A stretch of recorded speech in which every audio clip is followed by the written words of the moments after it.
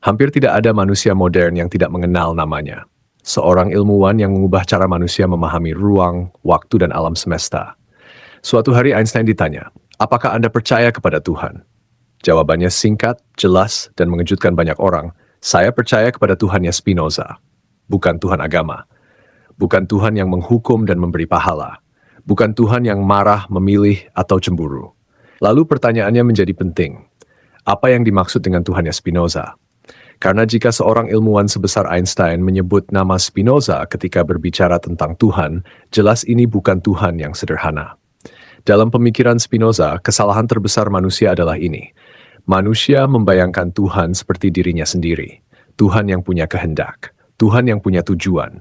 Tuhan yang membuat rencana. Tuhan yang memberi perintah dan hukuman.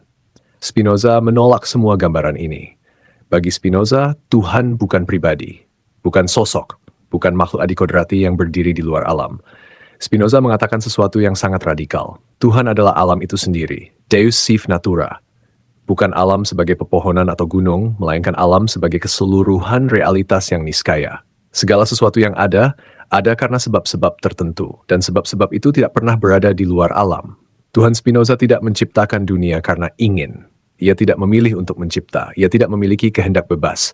Karena kehendak bebas justru menandakan keterbatasan. Sesuatu yang sempurna tidak memilih.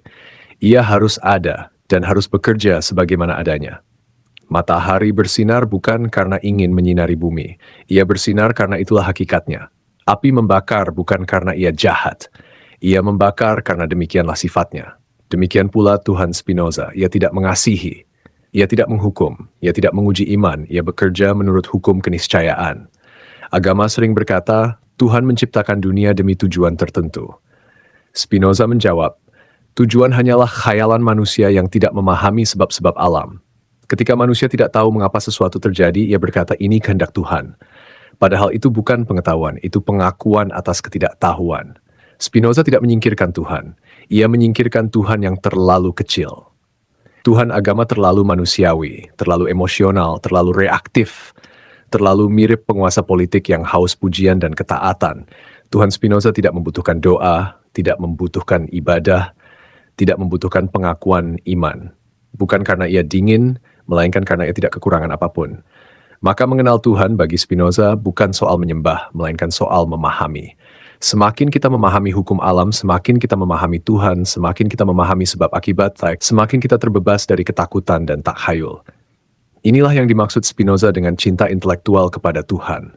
Bukan ekstas religius, bukan rasa takut akan hukuman, melainkan kegembiraan karena melihat realitas sebagaimana adanya. Dan mungkin inilah sebabnya mengapa Einstein berkata ia percaya kepada Tuhannya Spinoza. Karena bagi ilmu pengetahuan, Tuhan yang berubah pikiran adalah masalah. Tapi Tuhan yang identik dengan hukum alam adalah dasar dari segala pemahaman.